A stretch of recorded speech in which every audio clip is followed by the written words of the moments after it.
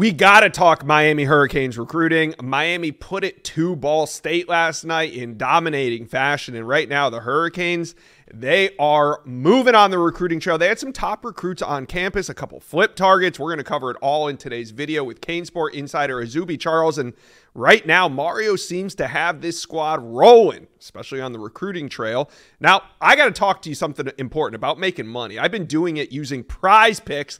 I hit big this weekend on a TD play. I had Kyron Lacey at LSU, more than 0.5 touchdowns. I had Jalen Milroe for more than 1.5 rushing touchdowns. And bang, I hit on my slate.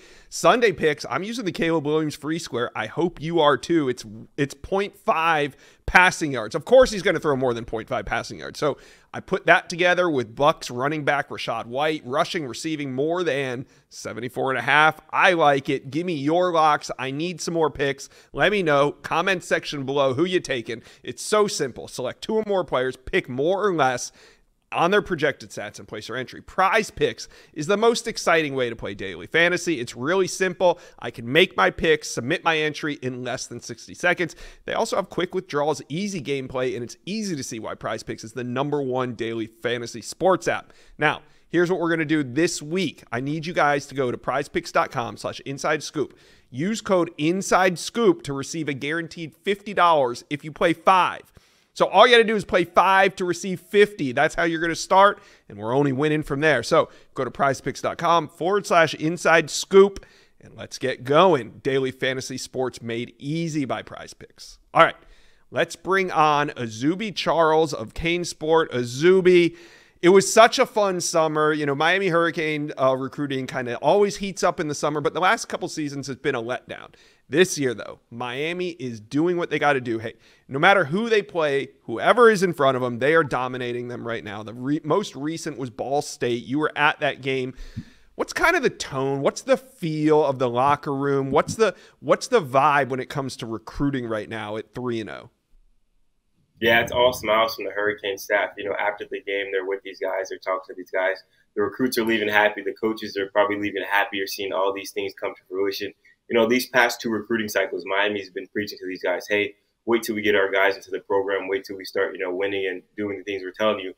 Now it's happening. Mario Cristobal's 3rd year. And, the recruits are taking notice of that and really, coming closer to the Canes. And you're seeing, big-time prospects come down to Miami. And I think they're going to really get the ball rolling some more when the wins continue this season. Speaking of 5 stars, there's one on campus. Interior offensive lineman Michael Caroll. Only one problem. He's committed to Alabama. I mean, maybe it's not a problem for Mario Cristobal. But, hey, you actually got an exclusive interview with him right after the game ended. What was Michael Caroll saying? Yeah, Michael Caroll wanted to come down to Miami. He got offered a week ago. He said, I wanted to see if the love was real and see how they really treat their offensive linemen. He left with all smiles, like I said. He felt the genuine connection. He hasn't really known the Miami Hurricane staff for a long time, but he said he clicked instantly when he got down to campus. He was joined by 2 of his IMG teammates, 2 2026 tackles, and they all had a great time. Michael's actually on campus at Miami right now. He's spending his Sunday afternoon in Coral Gables. So I think that's a very, very good sign for the Hurricanes. I know he's been committed to Bama since the summer, but hey, Coach Cristobal and that staff is trying to chip away and maybe, pull a Grinch and start sneaking around and trying to, flip something come December when it comes to Michael Caroll.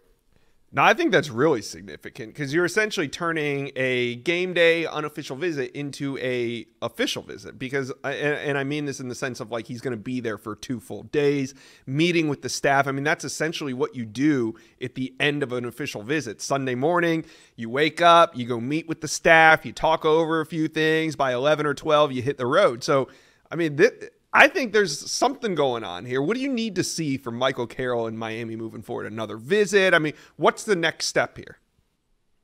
I would think the next step is getting him back on campus. Obviously he's there right now. He's really getting to know this Hurricane staff because, like I mentioned, communication strong. A month ago, things really started picking up last week. So I think getting him back on campus and potentially, setting up an official visit. I know things are, moving really quickly right now, but if the Hurricanes can set up an official visit with Michael Caroll, I think things, we'd really have to start looking at the Canes as a potential flip, program for the Alabama commit. I know after he committed to Bama, he shut down the rest of those summer OVs. So, hey, if Miami can lock in an OV, I think things might get really interesting with Michael Caroll.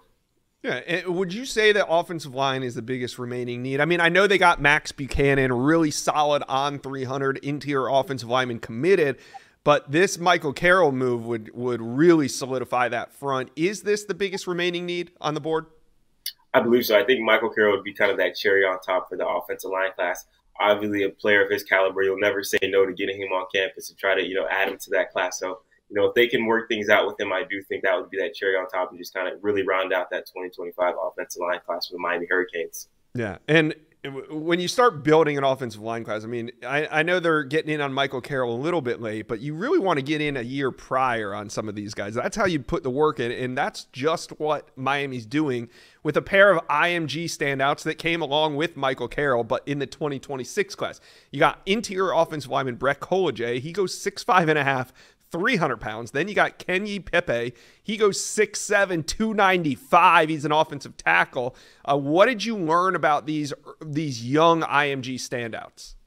Yeah, they're really, really loving Miami's play on the offensive side of the ball. Brett Colajay, the 2026 offensive line, was actually at the Florida-Miami game. He said Miami flat out dominated them, and that kind of showed him, hey, Miami's heading in the right direction as a program entirely, especially up front, and, Florida not so much. So he saw that again versus Ball State, and after the game, he was all smiles. He was saying, hey, I saw this again. I'm continuing to see this from Miami, and I'm absolutely loving it. Pepe has been a guy Miami's been on since his freshman year, so they've been investing him into a very, very long time. He has a really tight relationship with Francis Mauigoa, Miami sophomore tackle, so he's doing his part in recruiting him. Miami staff absolutely loves both of those guys and will not want nothing more to continue that IMG to Miami pipeline.